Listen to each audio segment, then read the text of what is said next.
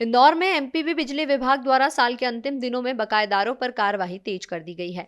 इसी के तहत विजयनगर के एई केपी सिंह कुशवाहा द्वारा बताया गया कि पिछले दिनों तमाम बकायेदारों को नोटिस जारी करने के बाद आज से कुर्की की कार्रवाई शुरू कर दी गई है।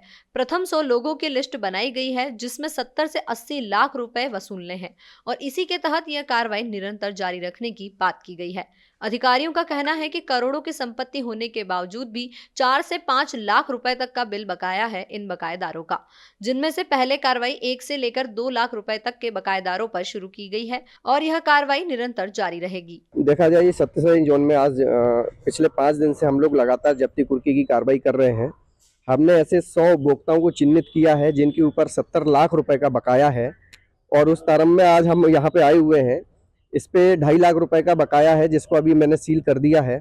ऐसे ही अभी तक 30 लाख 33 लाख रुपए के 6 प्रकरणों में जो है वो सील कर चुका हूँ और आगे भी इसी प्रकार की कार्रवाई जारी है। सर, टोटल जो लोग हैं जिनके खिलाफ ये कार्रवाई की जा रही है, क्या पूर्व में इनको सूचना दी गई थी पूरे बिल भरने को लेकर, इस तरह से कुछ? हम लोगों ने सबसे पहले अगर किसी का बकाया होता है तो उसको बी फॉर्म सी फॉर्म उसको नोटिस देते हैं कि आप भर दीजिए। उसके बाद में भी अगर कोई नहीं भरता है तो उसकी जो प्रॉपर्टी होती है उसकी सीजिंग का कार्य किया जाता है।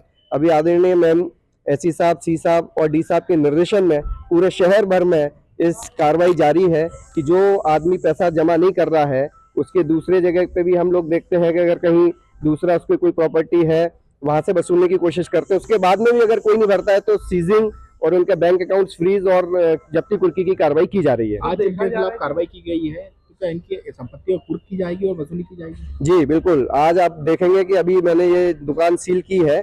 इसके बाद अगर ये 7 दिन के अंदर अगर नहीं आते हैं तो इनका ये इसको जब्ती कुर्की के लिए नीलामी के लिए पेपर में दे दिया जाएगा। उसके बाद में इसकी जब्ती कुर्की हो जाएगी। सर, आमतौर पर करोड़ों रुपए की संपत्ति है, क्या बिल नहीं भर पा रहे हैं ये लोग? नहीं, ये क्या है कि बहुत सारे लोग तो सक्षम होने के बावजूद भी बिल नहीं भरते हैं।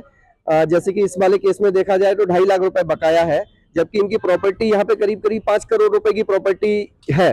तो 2.5 लाख रुपए उनके लिए ज्यादा नहीं है, लेकिन किसी कारणवश नहीं भर पा रहे होंगे। उनको कई बार हमने नोटिस भी दिया, हमने फोन पे भी सूचनाएं दी कि आप अपना पैसा जमा कर दीजिए। हमने नोटिस भी इशू कर दी है उनको। उसके बाद में भी अगर पैसा जमा नहीं किया तो आज हमने सीजिंग की कार्रवाई कर दी है। नगर निगम जिस तरह ढोल बजाकर लोगों बकायेदारों को कर रही है, तो उस तरीके का भी कोई अभियान चलाया जाएगा? हाँ, निश्चित रूप से शहर व्रत में पूरे अभियान चलाया जा रहा है हमारे अधीक्षण यंत्री साहब के निर्देशन में, और लगातार उनको कॉलिंग करके उनको जहां तक है अगर किसी का मकान बंद है वहां सूचना नहीं पहुंच पा रही है तो आस पड़ोस में हम सब लोगों को बताते हैं कि भाई इनका इतना रुपए बकाया है, इनको वहां तक सूचना मिल जाए। उसके बाद में भी जिन लोगों ने बकाया नहीं किया है ऐसे लोगों के खिलाफ कार्रवाई की जा रही है।